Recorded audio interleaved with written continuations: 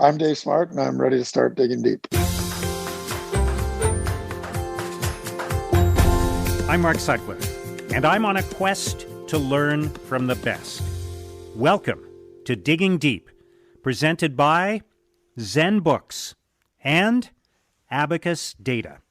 This is the latest in our series of one-on-one conversations with thoughtful, insightful, accomplished, successful people in many different fields. So as of 1999, Carleton University's men's basketball team had never won a national championship. In fact, they'd never even played in the championship game. And then, in a move that attracted very little attention at the time, Carleton promoted an assistant coach to head coach. 4 years later, in 2003, the Ravens won their first championship. That was a big moment for the university, which wasn't really known as a sports powerhouse. But it didn't stop there. The Ravens went on to win the championship the next year, and then the year after that, and the year after that, and one more title following that as well, putting together a streak of 5 championships in a row. They picked up another title in 2009. And then, from 2011 to 2017, Carleton won 7 straight men's basketball championships. That head coach was Dave Smart. Under Dave Smart, Carleton won 14 championships in 17 years. That's an astonishing run that has very few parallels in any sport anywhere. Smart stepped aside from coaching and moved into a management role after winning the national title in 2019, and then Carleton went on to win another championship in 2020. Dave Smart is unarguably one of the most successful coaches in the history of university sports, if not sports generally. Under his leadership, the Ravens won 591 games and lost only 48. That is a winning percentage of more than 92%. And yet very few people would know him outside of Canadian basketball. Today, we're going to share the leadership lessons of Dave Smart. There are some really great insights in this discussion, and also a very emotional story of how Dave and his family lost their home in a fire within hours of Smart winning his final championship as a head coach. Now, one last thing before we get started. If you like what you hear, please subscribe to our podcast and post a review on Apple Podcasts or wherever you listen, and share this podcast with your network.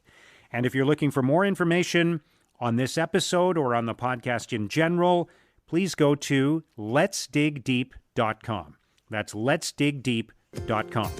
Now, let's start digging deep with Dave Smart.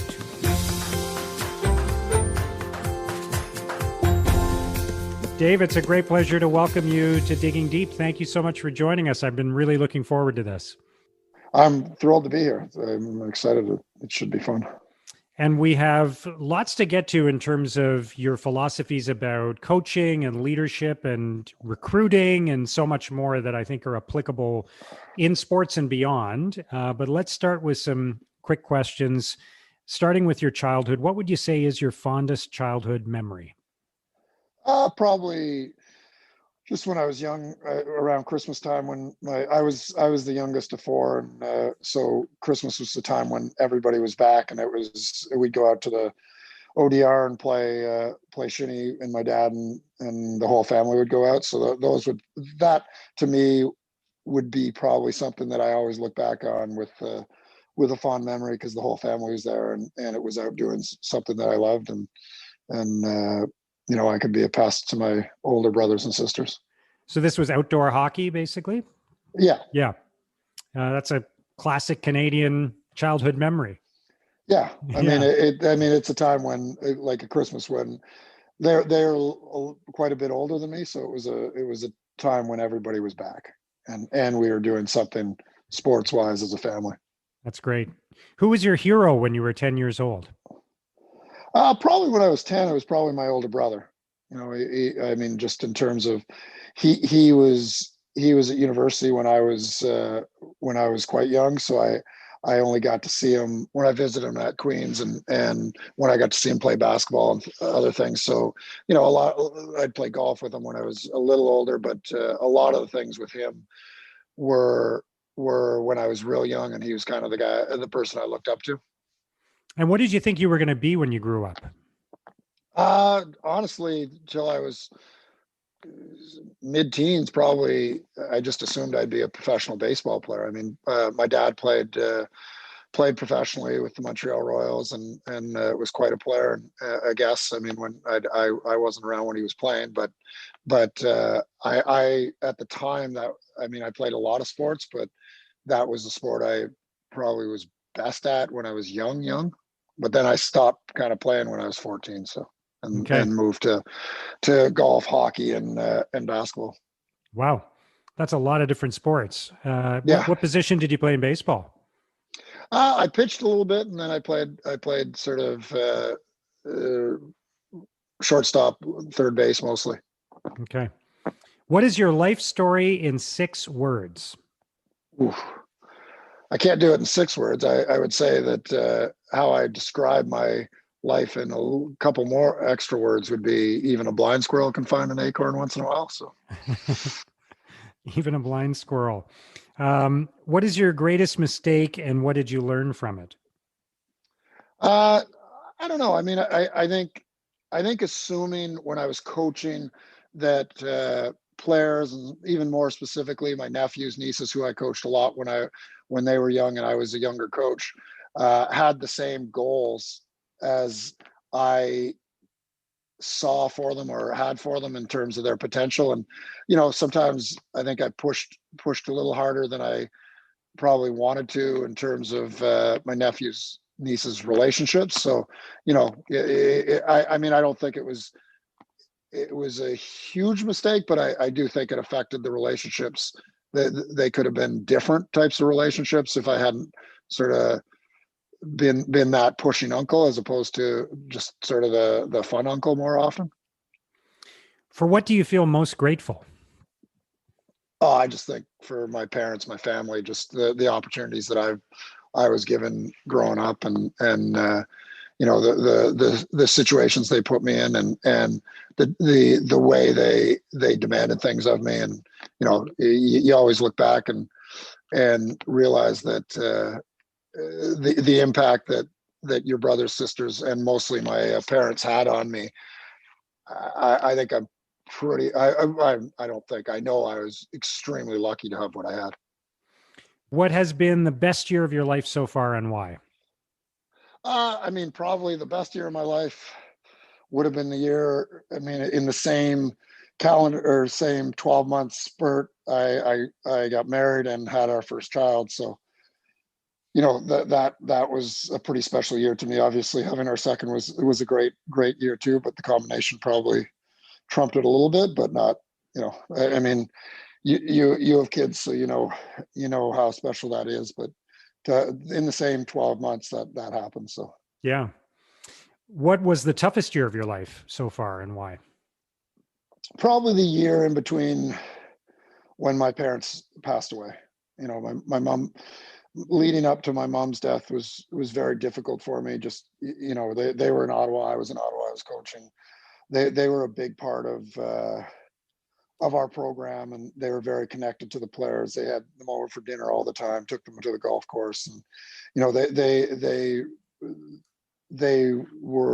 had really sort of become a big part of the team. And the year before, the year she passed, and the year in between, when my dad was struggling with my mom's passing, and then him passing away the next year, that was very difficult. And just they had a certain seat at our games, and for the national anthem, until the day my last game at Carleton, during the national anthems, that's always where I looked. And that year was tough. I just, there's so many things going on. I was still coaching the national team.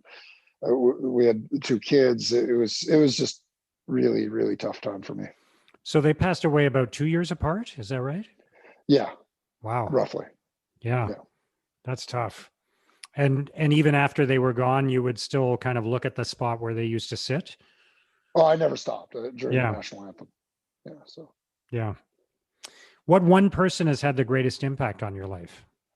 my dad, for sure. I mean, when I was 10, it was, like I said, it was probably my brother, um, because I didn't see him as much. But no question, in terms of everything positive that I think I've accomplished or done, it would all be traced back to my parents, like most. But my dad had probably the biggest impact on me in terms of uh, it conveying to my profession, like coaching and leading, and a lot of the things I do were based on his beliefs. What is the most important lesson that you've learned that you would share with other people? Probably, I mean, it's a combination. I mean, I think one of the things that I think I would share with kids is that, when you get older, and I know people hear this all the time, but you realize how I don't want to say how smart your parents were, but the combination of how intelligent their advice was based on their experience and the fact that they cared about you more than you probably cared about yourself. So that combination makes their advice as good as you're ever going to get in your life, because no one else has that combination, and no one else cares as much about you as they did. And at the time, they care more about you than you do.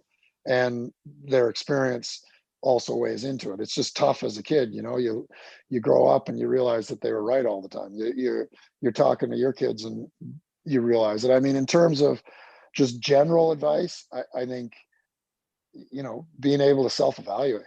If you can't be able to laugh at yourself, and if you can't be able to see what you do well and what you do lousy, and what your strengths are, and what you're probably more importantly, I don't know, even more importantly, I think it depends on your personality. If you're overly arrogant, you need to grow up and recognize that you're kind of a loser in some ways. If you lack confidence, you can need to recognize that you got some special traits. I mean, I think it depends what your personality type is, but it's important to be able to self-evaluate. And I think when people say that, most of the time they're talking about, right, being realistic enough to know how much of an idiot you really are. But really, a lot of it for people who lack confidence is to realize just how special you can be too. Like it's both sides of it.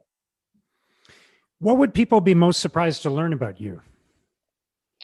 Uh, that I think I'm portrayed. I mean, maybe I'm wrong. I think for people who don't know me, I think I'm portrayed as somebody who's like just super driven and always push, push, push, and like expects a level of mental toughness, that's over the like that is very high level, and leaves the gym and is thinking about how to win the next day. I think the fact that I very seldom slept when I was coaching, because I was worried about somebody on our team every single night, like just how they responded to, whether it was my coaching, whether it was something they struggled with in a game, and like not doing well in front of a crowd, any type of failure. Like I just really struggled to sleep, because every day there was something that I was worried about with someone else. And the other part is, I think, again, I'm portrayed as a certain type of personality. I- I'm very much a glass half full person. Like I look at every situation and figure out how we can make it a good situation. Now, am I a worst case scenario person where I think, okay, how could this go bad? But how can we make it go great? And am I fully against the person who sees everything that is the glass full? Like, because the glass isn't full. And if you believe the glass is full, then that's when you get destroyed. I mean, but I, I certainly never look at and I know I say that because my players, I know, come to me the first few times they come to me, they're expecting me to just be angry about a bad situation, as opposed to what I usually do is say, okay, well, we've all screwed up. We've all made these mistakes. So let's figure out a way to fix it. It's a lot of the time, it's not a tough fix. When you've done it for 35 years and you've screwed up enough as a player yourself, so it becomes a 40-year thing of playing and coaching, there's usually answers to most problems. Great points. What would you say is your secret talent? You mentioned other sports you played. What would be your secret talent? I mean, I don't know. I mean, I used to be a really good golfer. I mean, I'm trying to get back to being a pretty good golfer now, but I used to be a pretty good golfer. I mean, um, so I don't, the coaching kind of killed the golf career, but you know, I was a club champion. I had scholarship offers. I was a decent golfer, and now that the kids are golfing again, I think I'm hoping that I can get back to. I hope I'm not too old to get back to being decent again. I'm sure you'll do fine. What is your boldest prediction for the future? Yeah, I'm not a big predictor. I feel like it's sort of a day-to-day thing, and I'm actually kind of against it. Just making any kind of predictions, because I think when you make predictions, then you try to make those predictions come true. And like I said, my biggest regret is kind of pushing people, and it would be myself into doing things that they don't want to do at the time. So I think it's safer not to make predictions and just sort of go with the flow and see where it goes. If you could give a commencement address today to a group of students, what would your message be? Yeah, I mean, probably that life's pretty simple, but if you want to be successful, you got to take care of the things that everybody talks about. I mean, if you're not going to be enthusiastic, if you're not going to work hard, if you're not going to be mentally and physically tough, you're not going to have the success that your potential dictates. And it's as simple as that. It's we can talk in a million ways to say that, but without enthusiasm, without the excitement behind it, without hard work, and without a toughness to deal with failure, because you're going to have failure, you just can't get near your potential. So to me, life's pretty simple, and I think we complicate it. And I think, you know, there's a lot of people who write books and talk the talk, and you know, haven't really had sustained high level success, and that kind of annoys me. I don't like when people who haven't had sustained success but have had snippets of success try to preach to people how to have success. Well, to me, it's very simple. I mean, like I said, I'm even a blind squirrel finds an acorn once in a while. But the if you were going to ask me why I had sustained success, I was enthusiastic about it, excited about it every day. I worked my butt off every day because I assumed that if I worked at the same level of it as everyone else, they were probably smarter than me. And every time I got punched in the mouth, I was determined to make sure that, you know, I did the Rocky. Everybody wants to be Rocky, but no one wants to be Rocky.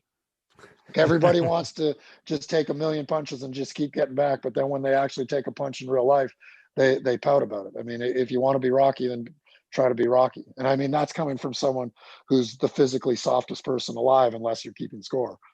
You know, like to me, toughness is a funny thing because I talk about it all the time. But if there's no scoreboard out there, and I stub my toe or I get a cold, I'm the biggest whiner alive. But if you're keeping score and I break a rib, I'll keep playing as long as there's a score.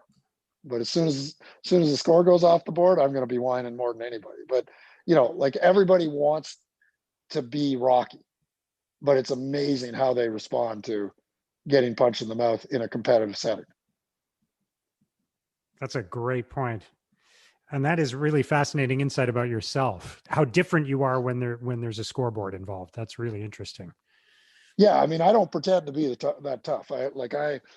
I am soft, very soft. You could ask my wife. I'm insanely soft. But if there is a score, then I wouldn't say that I'm tough. I just don't even recognize anything but the score. I mean, it's like they say. A lot of people say that your greatest strength is your greatest weakness. I would say my greatest strength is I'm insanely competitive, and it's got me in the most amount of trouble, both physically and socially. Yeah. Is there anything about which you've had a recent epiphany, something you've changed your mind about, something you've discovered? Not so much like just I guess with the pandemic, you recognize just how fragile like our lives are and how lucky we have it, and it's made me appreciate what I had and what we had before the pandemic, but even more so what we have as a group and our family, especially during the pandemic, and how lucky we are to be facing it in the way we get to face it, as opposed to some other people in this world. And, like the pandemic's opened my eyes to a lot of things. And is there a book that you have read that has had a big impact on you, or that you're most likely to recommend to other people? I mean, I joke about how I've read a decent amount of leadership books, but honestly, they're just common sense. Like it's just, and people have asked me to write a leadership book, and I'm going, what am I going to write? It's just common sense. Like if whoever reads it, if they haven't figured it out by now, they're not going to figure it out by reading my book. But I will say, like, I read The Winner Within, and I have gone back to that, like just to as some reminder things. But I mean, it still comes back down to mental toughness and fighting through and knowing yourself, and from a coaching standpoint, listening to what the players are saying, as opposed to lecturing them on what you think should be done. The Winner Within. Yeah. Yeah. All right, Dave, thank you for answering those questions. We're going to take a short break, and when we come back, we'll start digging deep with Dave Smart. We're just going to take a quick break so I can tell you a little bit more about the presenting sponsor of Digging Deep, ZenBooks. ZenBooks is Canada's go-to cloud accounting firm. They are not your typical accounting firm. I know the founders, Colin and Eric. I've worked with them for several years. And here's why I think you should consider working with them too. First of all, they bring a fresh, unique, modern approach to what is a very old-fashioned industry. These guys were working remotely and in the cloud long before it became cool. ZenBooks also uses technology to your advantage. I think this is really important. They give you the tools and analysis you need to monitor your business in real time. That's so valuable right now when everything changes so quickly. Yes, they're a virtual accounting firm, but that doesn't mean they're offshore, and it doesn't mean they're inattentive. ZenBooks combines the efficiency and effectiveness of a cloud accounting service with all the benefits that you'd want from a trusted advisor, high-level advice, and strategic support.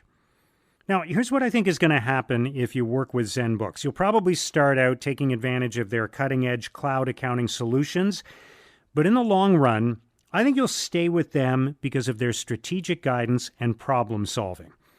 Among their core values, they specifically list being candid and proactive. Isn't that exactly what you want from a trusted advisor?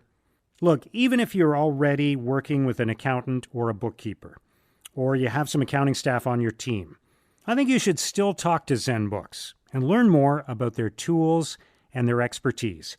Check out ZenBooks at zenbooks.ca. That's zenbooks.ca. Digging Deep is all about helping you make better decisions, and so is Abacus Data.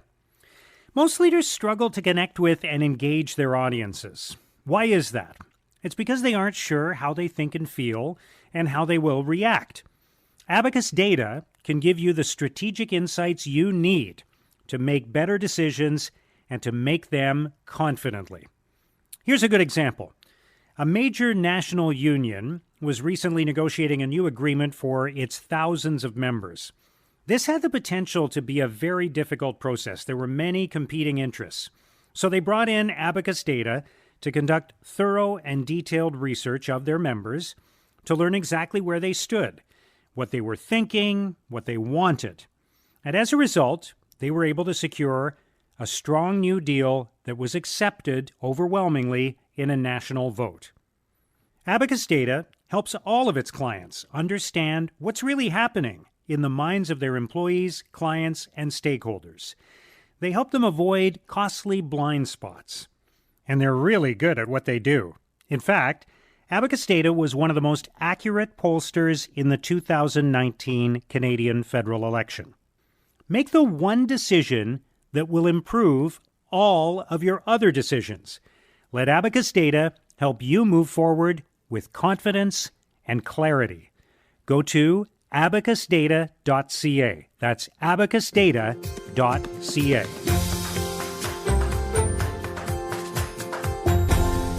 Dave, once again, it's great to be chatting with you. And, you, I think in a very self-deprecating way, use that analogy of a blind squirrel finding acorns as your life story, your brief life story. But you found a lot of acorns as the coach of Carleton's basketball team.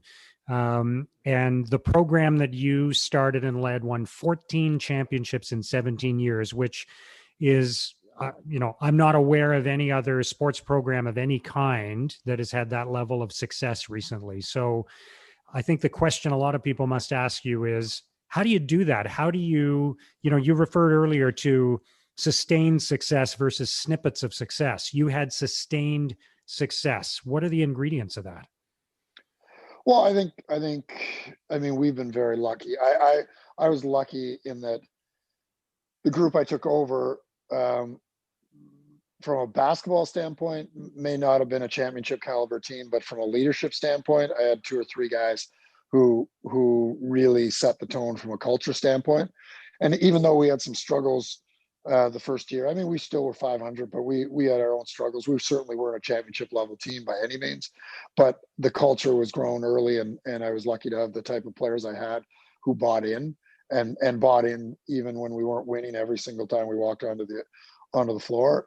Then the recruitment of the guys we got. I mean, I'd love to say that I just did a great job recruiting and finding the right type of personality, but it's like anything else. If your program is talented, all of a sudden you see them with rose-colored glasses, and sometimes you're wrong. Like, you see things that just aren't there. But I was very lucky. I got talented kids who wanted to work hard and wanted to be part of a team, weren't worried about individual success, and understood that the individual accolades would come with winning, and understood that they chose to play a team sport, and probably just being lucky enough to get some kids who had been well coached at the grassroots level, and understood that they chose a team sport, not an individual sport, and knew what that meant. And from there, the goal was always to make every player better, as opposed to making the team better, but every player better in a team sport. So that still meant teaching them how to play with teammates, but each player was coached in a way to make them better, to make them as good as they could be. And if you had enough really good players, you're going to win at the end. Your team's going to be good if you've got the best players. So I think some people fall into the trap of trying to coach the team as opposed to coaching the individuals, or they get caught up into not knowing how to coach a team and coaching individual skills, and not understanding in team sport, part of coaching the player is making them understand how to use their teammates to the best of their ability, and how to make their teammates better, and how to use their teammates' skills to make themselves better. We spent a lot of time on the mental part of the game, and thinking about the game, and recognizing situations, and not necessarily teaching plays, but recognizing situations so they can make the right read no matter what the play is, and they've seen it a million times before. Yeah. And so let's dig a little deeper into some aspects of that. And you're talking about luck, and I respect that. And there's always an element of luck in any success story, but you weren't coaching Michael Jordan with the Bulls. This wasn't one player or one person who sort of dominated that era of sport. You were you had athletes cycling through 4 or 5 years at a time, and you were able to achieve this incredible success over almost 2 decades. So the one constant in that was you and your coaching philosophy, your recruiting ability, those elements. So if we were to break them down a little bit, that philosophy that you described a moment ago, was that at the heart of it, making each player better, but in the context of a team? Is that a good way to describe your philosophy? Yeah, and I think recruiting came into it a lot. I mean, I think I don't know how other people recruit. I don't really care how other people recruit.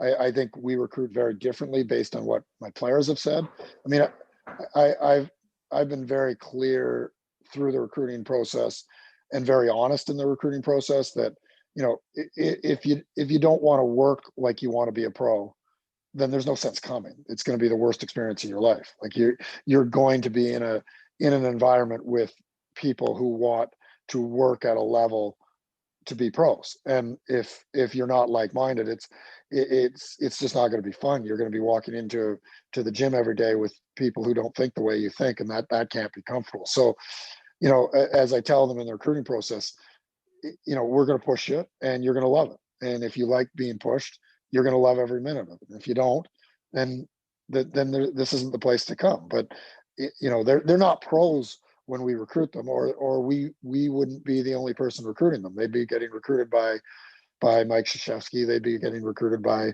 Calipari. They'd be getting recruited by those guys if they were pros when they were coming out of high school. They're clearly not pros.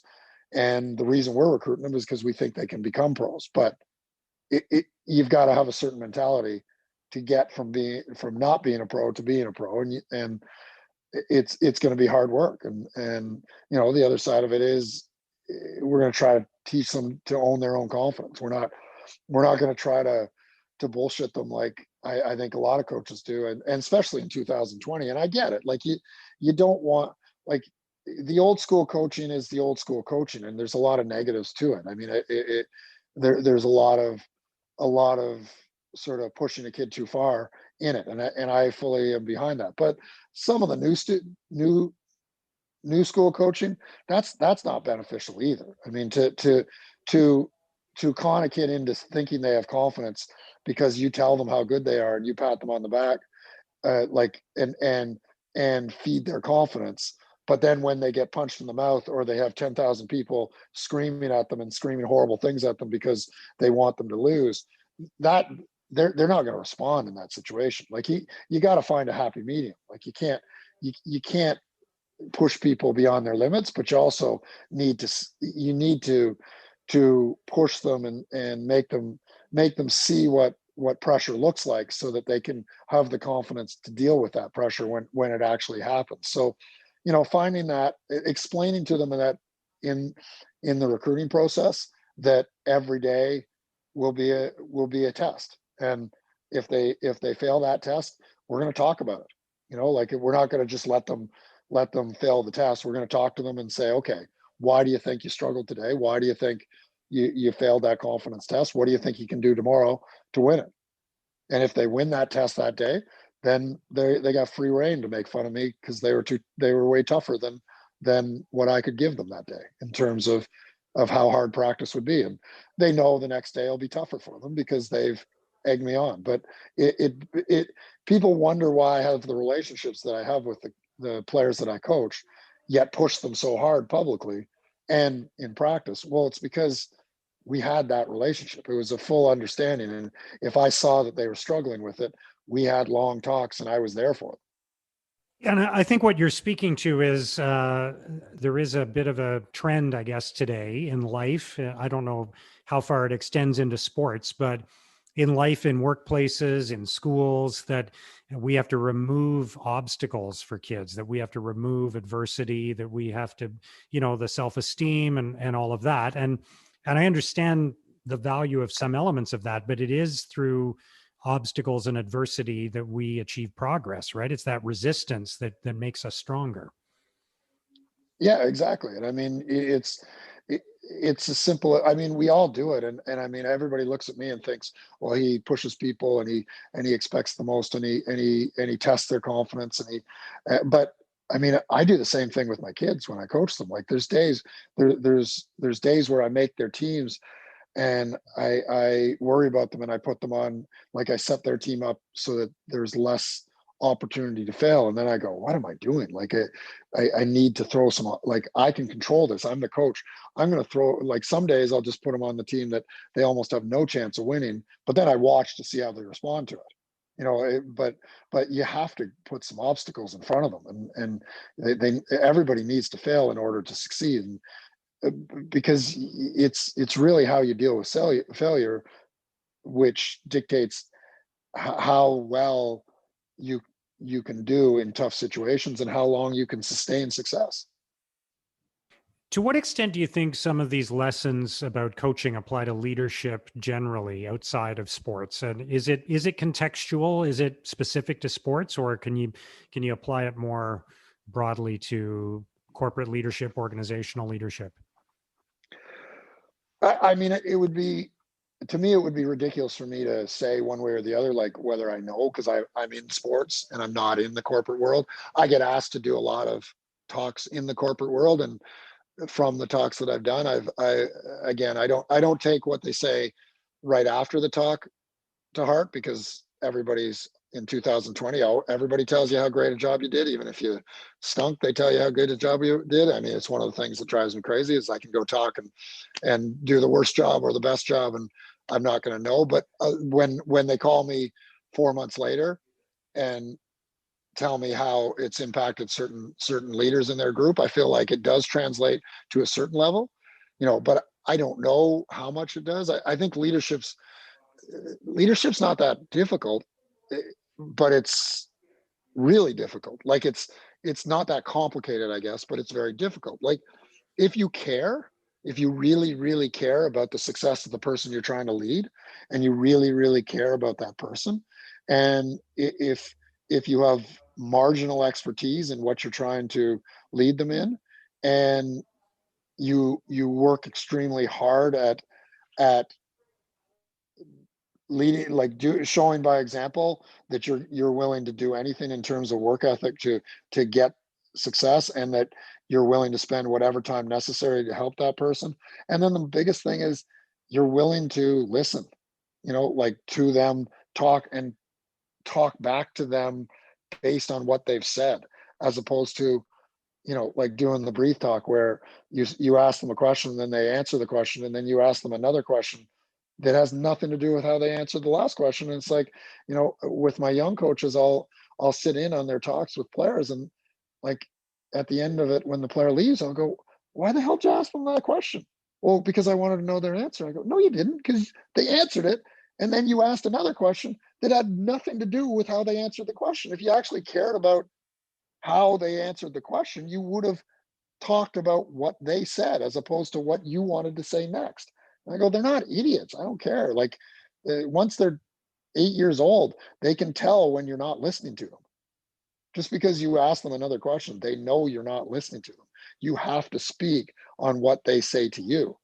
And sometimes like with some kids, it's very important with the shy and the less confident kids to hear what they say, and talk to them at their level, and talk to them with an understanding of where they're coming from. And then with some of the really overly confident kids who think they've got it all worked out and are just bullshitting you with their answers, you lead them down a path where they contradict themselves, and then call them out on them and humble them a bit, like based on what they've said. But you're still, whether you're doing it to call them out or doing it to just help them get through a tough time, you're still speaking based on what they say to you, as opposed to what you're saying to them. It strikes me, Dave, that when you talk about all of this, that people view coaching, particularly in a sports context, they view it as, making the right decisions for the team, making the right in-game decisions, choosing the style of play, running drills. But everything you've been talking about so far has been about your conversations with the players. So how much of what you view the role of a coach is those conversations that you're having with the individual players? Well, I mean, I guess a good example is my 8-year-old plays competitive hockey and competitive basketball, and he's quite a good little basketball player. He's in grade 3, and two of my players coach him on his competitive club team. And I went to them and I said, you know what, you guys are doing a great job. Like your practice plans are great, and you're enthusiastic, and you're doing a good job with the kids. Do you feel like you're getting through to Gabe? Well, not really. And I go, well, so a lot of this stuff is useless if you don't get through to him. And I go, listen, he's my kid, so he's crazy. So it's not going to be easy to get through to him. I find it tough to get through to him too, because he thinks the way I think, and he's insane. But it's useless doing all these great things you're doing as a coach if the kid isn't fully bought into the things you're teaching them. You're better off getting them fully bought in and not knowing what you're talking about in terms of coaching, because whatever you do, he'll do it hard and he'll run through a wall for you. So the first step is, how do you motivate him? And I mean, one of my guys go, well, how do you think I should motivate him? I go, what the hell? That's why you're coaching him, is because I'm his dad and I can't motivate him. He doesn't listen to me. Hopefully at some point he won't think I'm crazy and he'll listen to me. But right now I've left it to you. But to me, all that other stuff is useless if the kid's not motivated and the player's not motivated. So, like the body language to me is so important. It is just the way they approach it, and it's hard to hide body language. Some can, and those are the ones that are tough to coach, because you think you're reading them well, but their body language is, they're working hard at hiding their body language. And sometimes if you have enough conversations, you realize that they're putting so much energy into pretending they're good that they're hurting themselves having success. So, lose some of the energy trying to fake it and just admit where your struggles, and then you can get where you want to go. So if I go back to what you said about leading a team in whether that's a sports team or an organization, I think if you ask that question of a lot of leaders, they would say many different things about what leadership is. But you boiled it down to things like genuinely caring about the people on your team and helping them be successful within the environment they're working, listening to what they're saying, listening to their concerns, giving them feedback based on their answers. That I'm not sure that's the first thing that comes to mind for a lot of organizational leaders. I think they think more in the context of setting a vision and mobilizing people and making good decisions and those kinds of things, rather than showing genuine care for the members of the team and leading them as individuals that way. Yeah, and I think that's where people, in my view, and again, I'm a basketball coach. If I was really, really smart, I probably wouldn't be a basketball coach. So I'm just coming at it from a blind squirrel perspective. But my perspective on it is simply that you get way more out of people if they know you care about them. And a vision's great. It keeps you on task, but it still comes down to the individual feeling needed and feeling wanted. And along that line, like sometimes if someone has a bad attitude, like you take the approach where you try to help them and you try to talk to them about the attitude and you try to motivate them. But if they don't respond, sometimes the best approach is to say, fine, you know what? I'm moving on to somebody who does, and just say it. Like, I'm not going to play you and I'm not going to coach you, and I'm going to worry about this guy because he's responding to my coaching. I get it.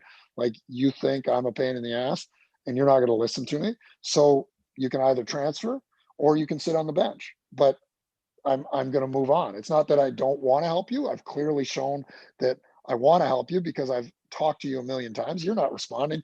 I'm wasting time with you when I could be spending it with him. It's not that I'm wasting time with you. It's that I'm losing. I only have a certain amount of minutes in a day, and I'm not spending it with someone who wants me to spend it with them. You don't want me to spend it with you, I won't, but then I'm not going to play it. It's amazing. Some just say, you know what, this guy's a pain in the ass and I'm leaving. It doesn't happen very often, but it happens. And I get it. I understand it. But, like we weren't a good fit. And that's my fault in the recruiting, but it's also their fault in the recruiting because I told them exactly how it was going to be. So I will always take 50% of the blame because there are times where someone goes, yeah, I want to come here. And I call the parents. I go, this is not going to work. I know you think and he thinks it's going to work, but this is not going to work. I know who I am, and I can see the personality. This is going to be a conflict. Let's not do this. So I have done that before. I have made mistakes where I thought it was going to work, and I've been wrong, but they've been wrong too. But most of the time when I do that, within a week, it's like, well, can we meet? It's like, okay. And then they meet, and it's like, well, I want to listen. I go, well, okay.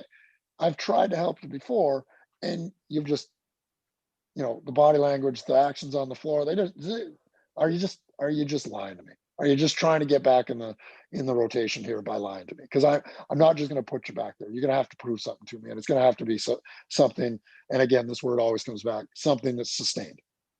I'm not expecting every day to be perfect, but when it's a bad day and I go walk over to you and quietly say, this is not acceptable, I just expect change. I mean, when I lose it in a practice and people talk, oh, he lost it in practice, it is after 3 conversations, a quiet one where I come over and say, hey, this is not acceptable. Can we get a change? And I get, usually when it goes bad, you just get no response. And then it's like 3 possessions later, you go over and say, okay, I get it. You didn't respond. You've seen me lose my shit. You know how that looks. If you're not going to respond, I either have to ask you to leave practice or I'm going to lose it. And it's like, usually at that point, it's like, okay. And then I see a response and everything's cool.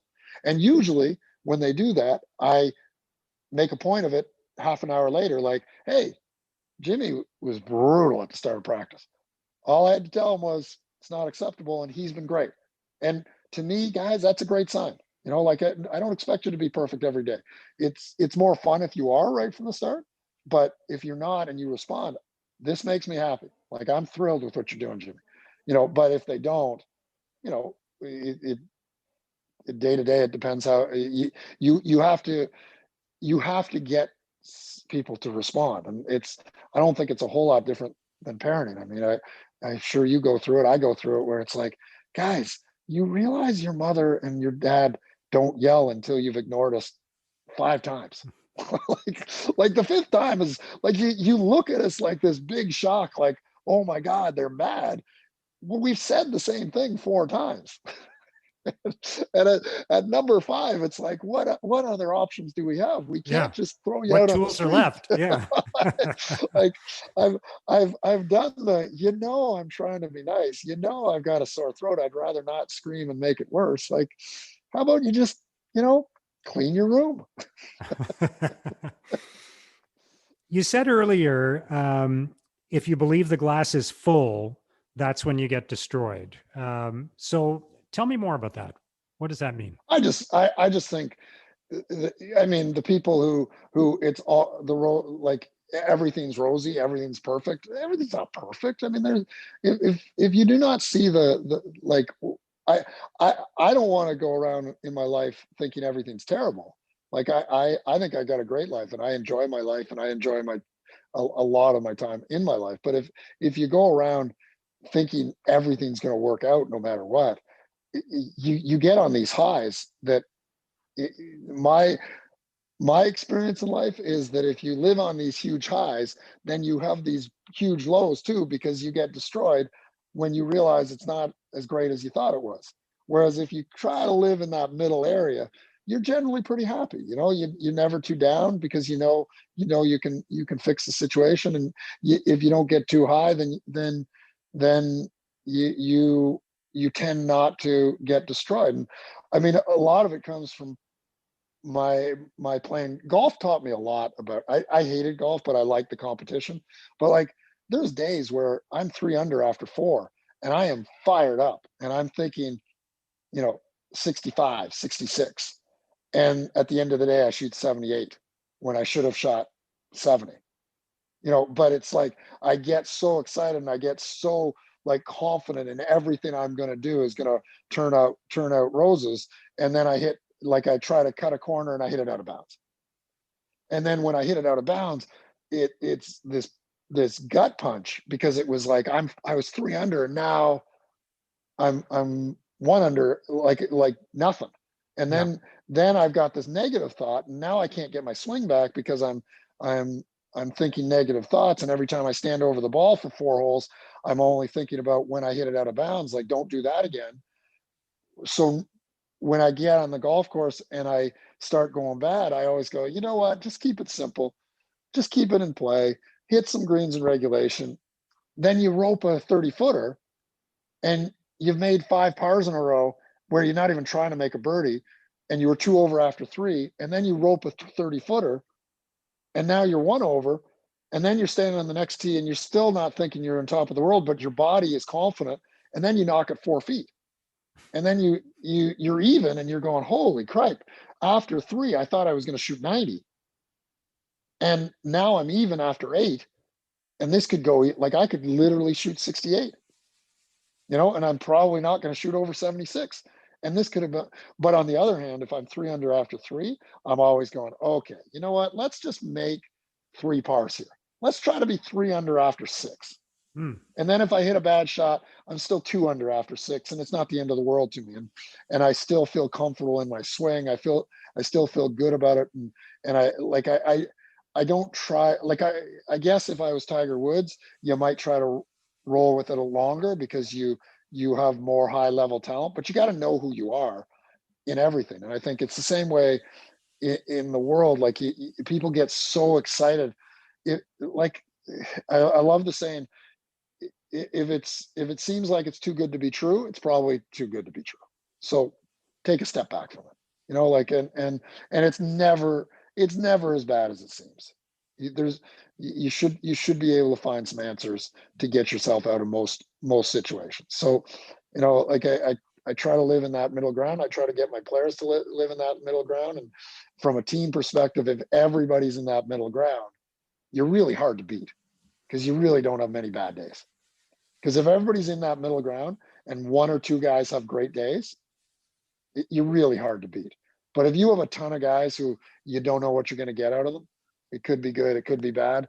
That's when you get upset. One of the things I'm most proud of is we very seldom in 19 or 20 years lost to teams that we should have beat.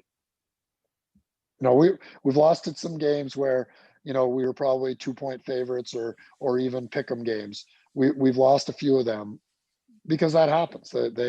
They've played really well that day and they were a good team, but we very seldom lose to teams that we should beat.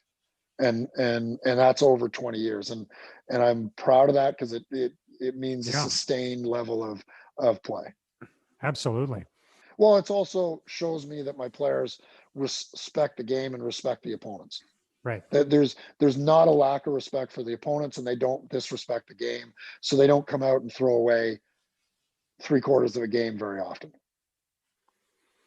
So in recruiting, what do you look for from the people that you're adding to your team, and what did you learn about recruiting over time? Because I think that's a valuable lesson for anybody who's in the position of managing and recruiting talent. I mean, obviously you have to have talent. So you recruit talent. Any idiot can see who has talent and who doesn't have talent. I mean, I think there's types of talent that you need to look at. I mean, from my perspective, there's transferable skills and non-transferable skills. I think if you're a high level scorer but can't pass, you're not going to be a high level scorer at the highest level. So if you can't pass, the guy who scores 30 points a game but can't pass, it's a little deceiving. I think a lot of coaches fall into that trap. And then not only do they fall into that trap, they recruit this guy and he's got ridiculous numbers, plays on a lousy team, can't pass the ball at all, plays at a low level. Then you recruit him and everybody expects him to be the star because he scored 30 points a game, but he can't pass. He has no ability or no desire, one or the other, but can't pass the ball. So now, even if he is a high level scorer at the next level, you load up on him because you're dealing with high level talent and high level coaching. And now he's a non player at the next level, and you look like your team's underachieving. Whereas when you recruit someone who can really, really pass, all of a sudden you can teach them how to score. You can teach them the ability to score. It's hard to teach someone the ability and the willingness to pass, the vision and the willing. So I really, like, from a skill perspective, I really look at that. And I feel the same way when I coach hockey. And I mean, I'm not a hockey guy, I'm a coach. And I mean, I know a bit about hockey only because of my time with DJ and the Sens and Sean Donovan and those guys and Sean Van Allen talking hockey. But like, I'm not a hockey guy, but to me, it's the same from an offensive standpoint. If you can pass, you are a high level player. If you can't pass, you can't be a high level player. It doesn't matter how good you are in terms of scoring at low levels. You can't play at a high level. And then, the next step is a transferable skill is effort and rebounding. A toughness level and a willingness to get punched in the mouth, like literally, not mentally, but physically punched in the mouth and still want to rebound. It's hard to teach that. Like we try to teach it, and I think we do a good job of getting kids better at it. But some kids just they I don't even know if they like it, but they just do it. Like it's something that's in their DNA, and they like to do it. So if you can get that is a transferable skill that wins basketball games. And then a willingness to defend, like a take it personal attitude on the defensive end. Some kids have it, and some kids you can teach it, some kids you just can't. Like it to me, you see their competitive level not on what they do on the offensive end, but what they do on the defensive end. If people do not want to get scored on, and whether that's hockey, whether that's basketball, it doesn't matter. In a team sport, they do not want to get scored upon. It is because they're insanely competitive, and they know that getting scored on is as bad to being able to win the game as not scoring. So, and they have more control over that than they do over the scoring part. So I really look for kids who take it personal, like take the whole defensive thing personal.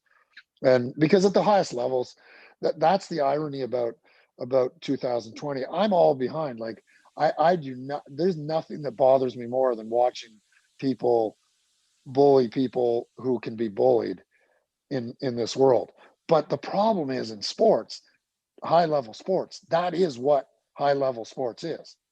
Like if you put someone who can't defend on the floor, the other team at a high level is going after that person. Sure. And they don't care how bad they look, they don't care how much they destroy them. They are going after that person until they win or the coach takes them off. Yeah. And they're that's going to just exploit that weakness, right? They're going to exploit it over and over again. Yeah. Yeah. And that's what we call it in 2020. Well, we're exploiting the weakness. No, you're bullying that kid. Like, that's what you are doing. You are going after that kid, and you are not going to stop until the coach takes them out. Like, and that's the problem is, like, we live in a world where it's very negative to be a bully, which I agree with. Don't get me wrong. I fully agree with it. But on the other hand, when you're in competitive sports, if you don't attack the weakness, they're going to do it to you. And you better not be the weak link, because if you are, you're going to get exploited. And I mean, it's hard. I always say this when I talk. When I grew up, all my dad talked about, like, I used to joke that when he was a grandfather and my nephews and nieces were going to hockey or basketball, they'd be leaving the door, and my dad, their grandfather, would go, "Hey, Aaron, make sure you have fun." And I'm going, what? Like, what point did it matter whether he had fun or not? Like, when I left the door, it was make sure you win. Like, what are you going to do to win? And it's like, I looked at it, it's like, if you don't know how to compete, if you don't know how to win, you're going to get eaten up and spit out when you're older, like in the real world. Well, 900 years ago, when I was young and I graduated from university, the competition wasn't that great for anything I was trying to do. Like, I didn't really have to be that competitive, and I think I could have been successful.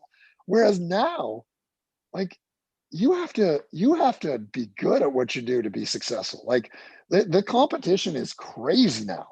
Yet when I grew up and you grew up, and I don't want to age you, but I mean, No, we're about the certainly same age. Yeah. yeah, when I grew up, when I was in the Stone Ages, like you were taught to be in crazy competitive, but you didn't really need to be, but Yeah. you thought you had to be. But now you're taught that if you're too competitive, it's a bad thing. But when they turn 23 and have graduated university, the real world hits them like a rock. And so it's so ironic to me when competitiveness was the big thing and the most important thing, it really wasn't that important. But now when it's looked on negatively to be insanely competitive, it really is pretty important. Like my kids need to be competitive if they want to be successful. If they're not competitive, they're in trouble. And they're not learning it in many places. Like and so you try to teach them at home, but it's not a great place to teach your kids because you're their parents. They don't want to listen to you. Now, you've used that term insanely competitive and you described yourself as insanely competitive. What do you think that arose from? And was part of it the fact that you were the youngest? Because I think there is some evidence that shows that the youngest kid in the family often is more competitive and has more desire to kind of catch up to the siblings and measure up to the siblings. Yeah, I mean, I think for me, it was that. It was definitely that. I mean, I think, you know, my mom felt like talked and acted like I walked on water. So like I could do no wrong. I was her youngest by a lot. And she thought, you know, if anyone, if she described me to anyone, it was like I was the best skier. I was the best basketball player. I was the best at everything. And she did it when my brothers and sisters were around. So they made sure that they told me that I sucked at everything, like at everything, no matter what I did. And anytime I did something, I mean, I think when I was 3 or 4, I played soccer one day and my brothers and sisters took me to the game. I was 3 or 4. And when I was 25, they were telling the story how I ran away from the ball. When I was 3 or 4, like they made it seem like it happened when I was 16.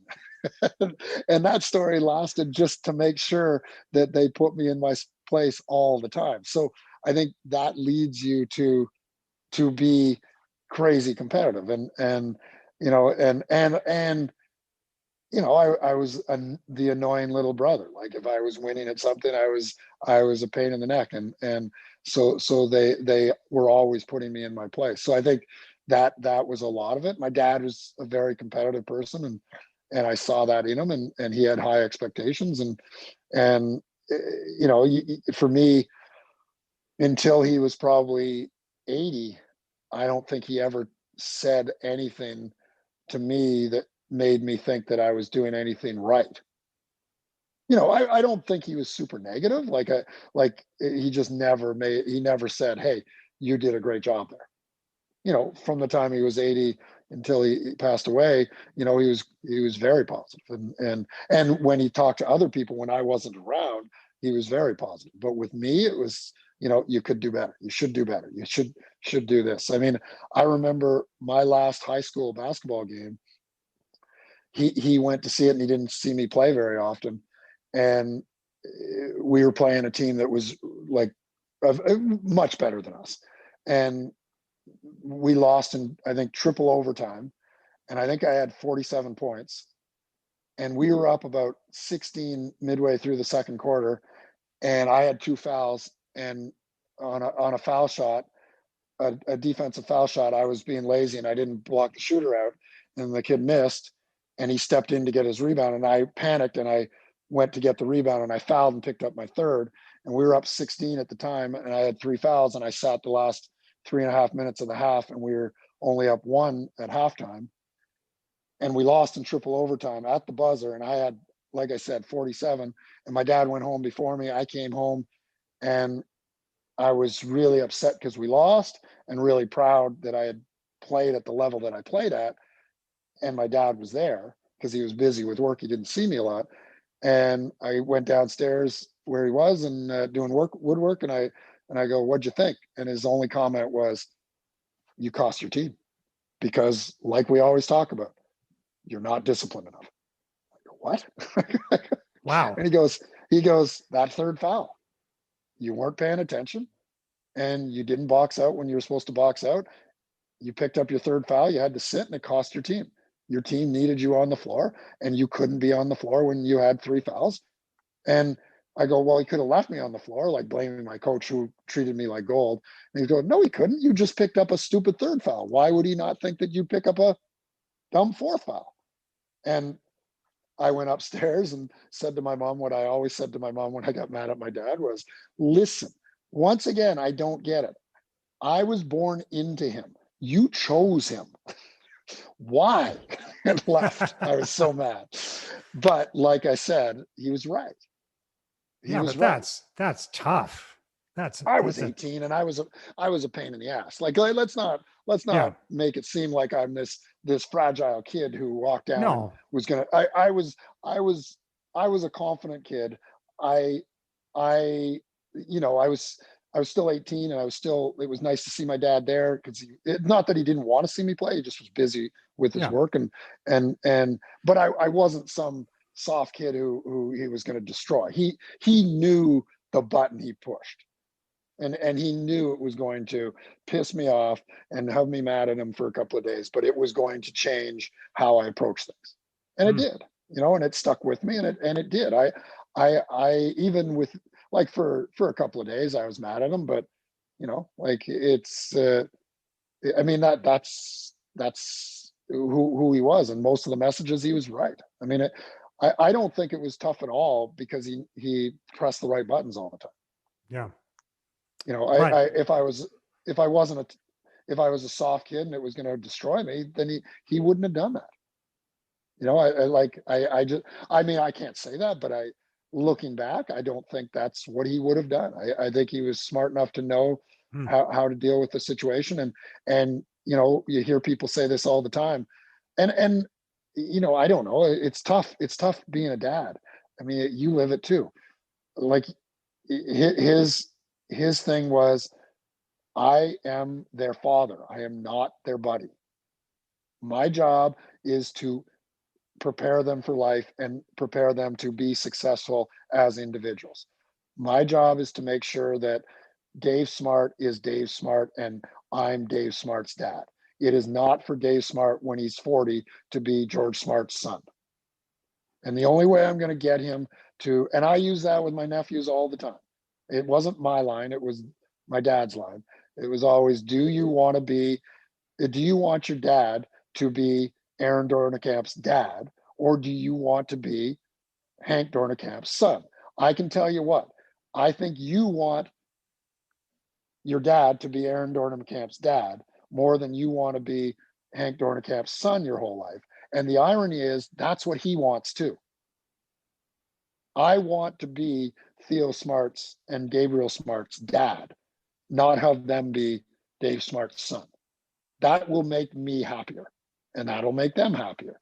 But like, the fact that I guess you could say I've accomplished some things, they're going to have to accomplish some things.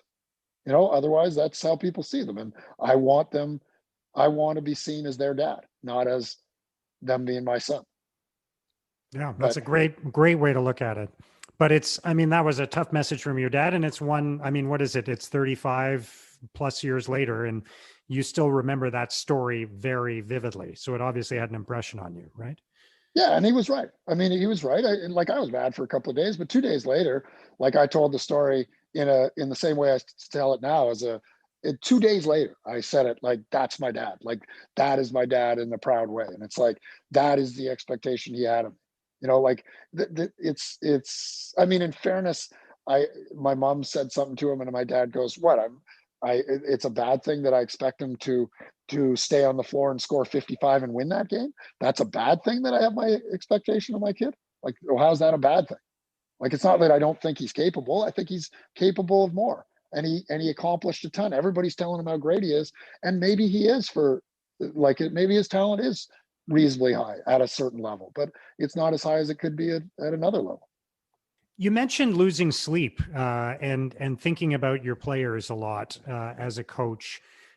What did you do to handle the pressure, and how did you, because this is a job, obviously, coaching a team like this that can be all consuming, right? So how did you handle pressure, manage your time, that sort of thing? Not very well. Like, honestly, not very well. I mean, I think, again, the whole strengths are your weaknesses. I mean, I wanted each player to be as good as they could be, and I wanted to give everything I could to every player.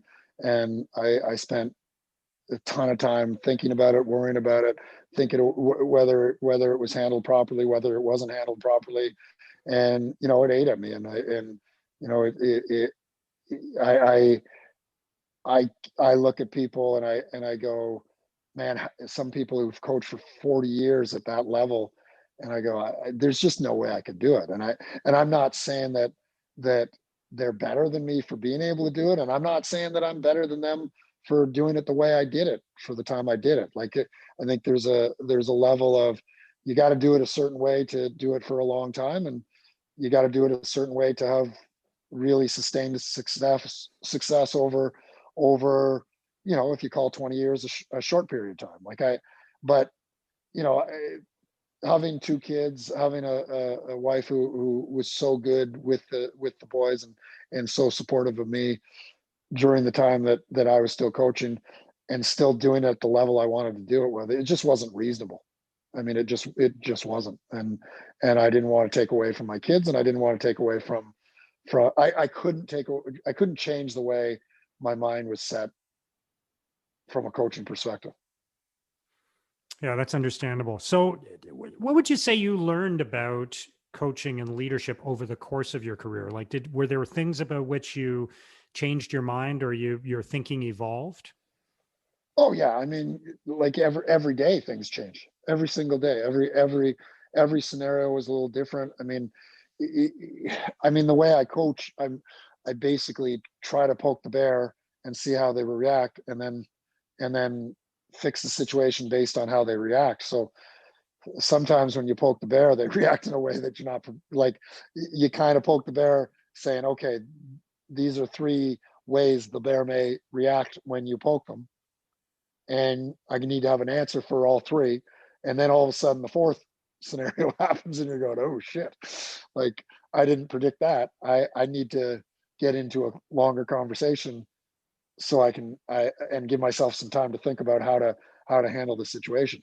I don't think you can have real relationships with people if it's not doesn't get raw at some point.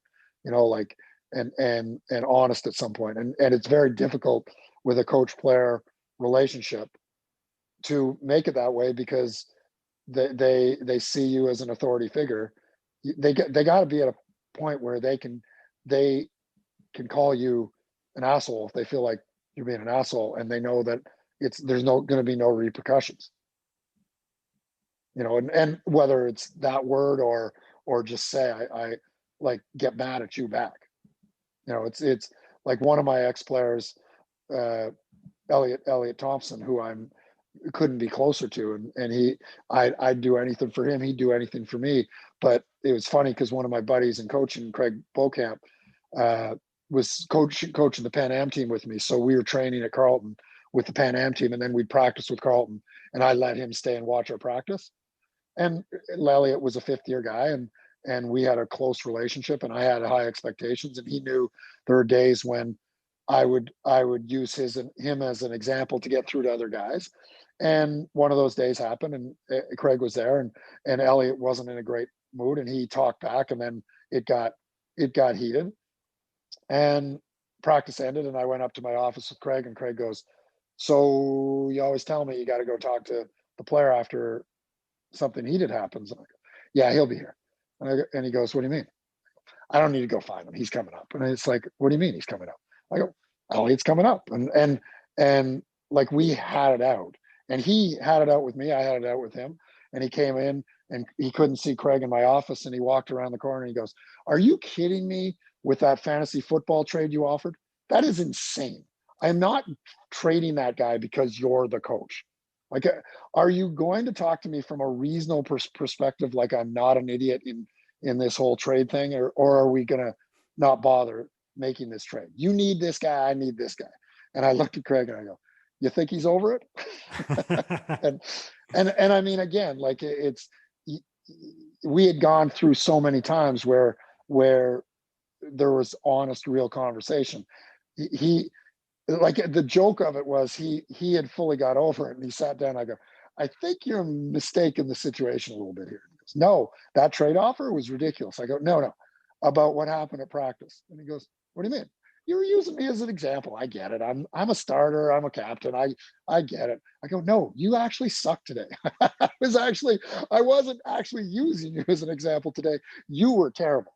So, well, I'm going to pretend I was just being used as an example, and let's just move on. And that was our conversation. I go, all right, as long as you know you stunk, because we can watch the film of it. And he goes, all right, we can agree to disagree, and I'll try to change tomorrow. And you get to the point where it's a relationship that's understood, and you get past it. Like, it's 2 hours of seriousness, and then you move on. And it sounds a bit like a family, right? Like that's yeah. Same dynamics in a family where you fight, and and a couple hours later it's forgotten, right? Right. And when they get to fourth, fifth year, that's what it is. 90%, 95% of the time. I wanted to explore a story, if you're willing to talk about this. When your house was damaged in a fire, and it was while you were away at the national championships, right? And we're about to win the national championship again, and you learned that your house had sustained a fire. Can you just walk through what happened, what that experience was like for you and your family, and what impact it had on you? It was tough.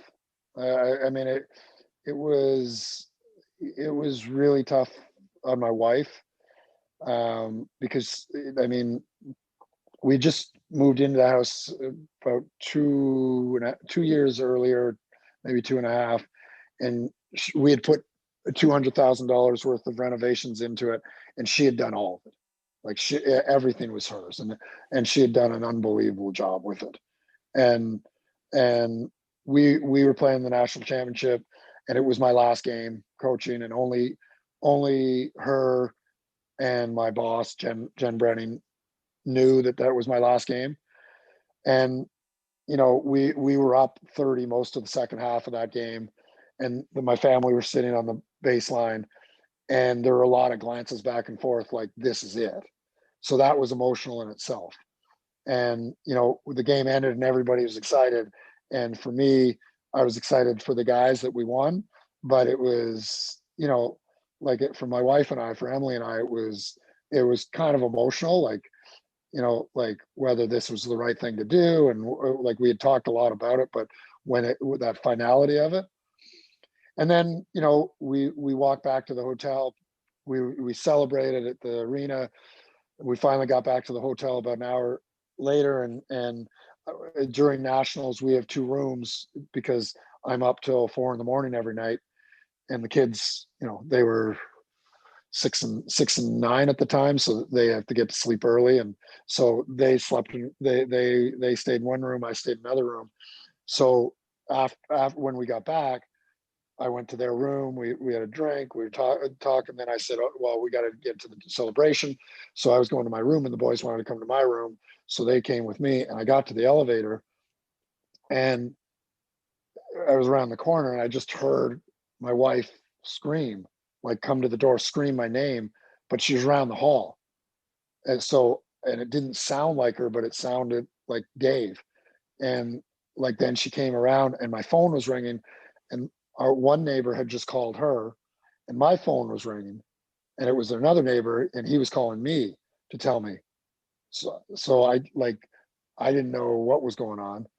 And she told me, and like, it was just, for her, it was, she'd put so much time and effort and had done such a good job with it. For me, it was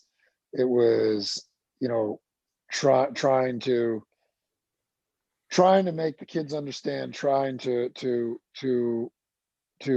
get Emily through it, because I mean, it's tough to know where it's going to go, and it went away from my last game coaching, winning the national championship, to your house burning down. And I mean, for her, it was like all these memories. And finally, at like 4 a.m, she got to sleep. The boys were asleep, and I was lying in bed looking at the ceiling. I joke about it now because we're back in the house and she did the whole house again and it's even better. But so it was a hard 9 months, but it's really nice now. But I laughed because I was lying in bed. I'm the only one awake, still adrenaline from everything happened that night. And I'm going through, like they were, all the things that they lost. And I'm looking up the ceiling and I go, man, I'm a loser because there is nothing in that house that really is that important to me. Like everything that is important to me is lying beside me here. And like just because I wear 4 tracksuits and they were all with me in my bag. I wore one suit because I was superstitious. It was there with me, and not that it probably needed to get burned down, but like there was nothing that other than my wife and my kids that really materialistically mattered to me in that house. So it was almost impossible for me to relate to all those memories and things that we lost. But it was a hard time. That was a hard night, and then getting on the flight the next day and seeing people in the airport because no one really knew. And it just wasn't a celebration situation. And I felt bad for our guys. I mean, we didn't go to the celebration, but I felt bad for the guys because they heard about it. And I know that they felt bad and we didn't want to take away from their night. Wow. So. When you say that though, about how you didn't feel like you lost anything in that fire, that doesn't make you sound like a loser to me. It makes you sound like somebody who really had their priorities straight, so that's a great place to be. I think if the things that really matter to you are the people in your life and not the objects, that's good for you, I say. Yeah, maybe. I mean, also that I don't buy anything that's nice. Yeah, I mean, it helps that you spent most of your adult life in tracksuits. That is a big factor. Yeah. Yeah, it is. Yeah. Yeah. Well, Dave, this has been so illuminating. And I know we've been talking a lot about basketball and sports, but I think there are so many lessons here that are applicable to just about anything. And at the heart of it, what I really took away from this is just your genuine concern for the people in your life and about making them better. And I think that's not just about coaching and leadership. That's about life and about being around other people. And obviously you're in an area where success can be measured very clearly in terms of outcomes because of the scoreboard, because of the championships. But obviously there are many other intangible ways that you've had an impact on your players' lives and all the people around you, and not just the championships. So congratulations on all you've done, and thanks so much for doing this. Thanks for having me. It's been fun. I had a good time with it. I really enjoyed that conversation with Dave Smart. There are so many powerful lessons there, including how to get people to have the confidence to deal with pressure. I really loved how competitive Dave is and how he acknowledged that if there's a score, he doesn't recognize anything but the score. Something else that really stood out for me is the message that you have to stop faking it, admit your struggles, and then, and only then, can you get where you're trying to go.